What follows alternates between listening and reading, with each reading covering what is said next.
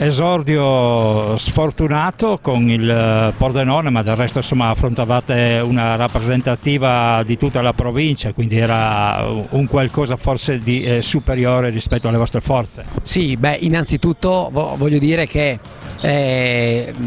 dopo quasi 35 anni che giocavo non c'era mai stato un periodo in cui non siamo stati senza fare una partita per 14, quasi 15 mesi. Quindi la prima cosa che mi viene da dire intanto è che è stato fantastico, è stato bellissimo ritornare in campo, riassaporare il piacere della gara, della partita e di tutto quello che ne consegue.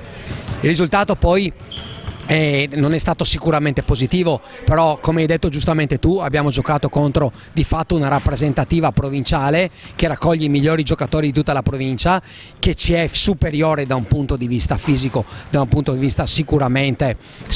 fisico sono sicuramente superiori a noi e lo hanno dimostrato in mezzo al campo dominando all'interno dell'area colorata. Però devo anche dire che per noi era la prima partita dopo un lunghissimo periodo, non siamo certamente ancora nelle nostre migliori condizioni. Abbiamo perso anche il nostro capitano Max Baldo subito, quasi subito, che per noi è un giocatore assolutamente importante, ma detto questo siamo rimasti comunque in partita 2 tempi e mezzo e questo sicuramente è positivo. Poi il risultato finale non fa molto testo e come ho detto la soddisfazione è stata quella di tornare in campo, alla fine era più la gioia per essere ritornati a giocare che la delusione per la sconfitta. Ed è stato un fine settimana positivo per tutto il gruppo Energy. Sì, è stato positivo perché siamo ritornati a giocare con tutte le squadre, gli under 18 hanno vinto, gli under 16 non hanno, gli under 16 regionali non hanno vinto, però comunque anche per loro è stato una prima volta, mentre gli under 14 Intragati Cordovado di Michele Pivetta hanno fatto 2 su 2 vincendo fuori casa con San Daniele, battendo poi in casa Udine. Ok, quindi diciamo senz'altro molto positivo anche se non altro per il fatto che hanno ripreso tutte le attività giovanili, mini basket compreso, i nostri piccoli Tigers, che chi aveva ricominciato all'aperto adesso è stato riportato in palestra, abbiamo ripreso le attività sempre nel massimo rispetto dei protocolli anche all'interno delle varie palestre, quindi l'invito è quello anche per i genitori che per il momento possano essere stati fino ad ora titubanti o in qualche maniera preoccupati dalla situazione generale, di riportare pure i ragazzi in palestra, che noi li aspettiamo ben volentieri nel massimo rispetto dei protocolli e in tutta sicurezza.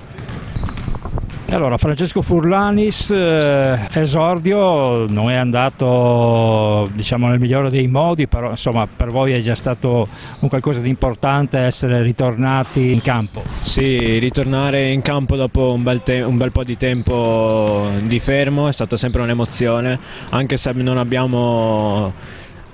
conquistato il risultato che volevamo, siamo sempre contenti della partita che abbiamo fatto. Voi avete dato sicuramente il massimo, oppure c'è qualcosa che vi siete rimproverati a fine gara? Sì, i primi 2 tempi siamo riusciti a tenere il risultato pari, solo che dopo abbiamo sofferto la fisicità della squadra avversaria.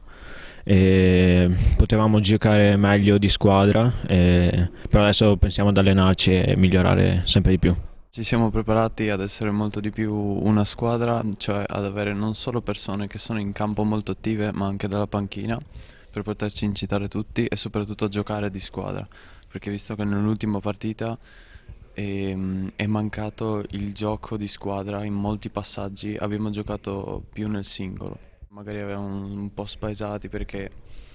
dopo tanto tempo che non giocavamo è difficile riprendere il ritmo, ma sicuramente adesso che riniziamo ad allenarci, a ripensare al gioco e soprattutto alla partita appena passata, riusciremo sicuramente a migliorare.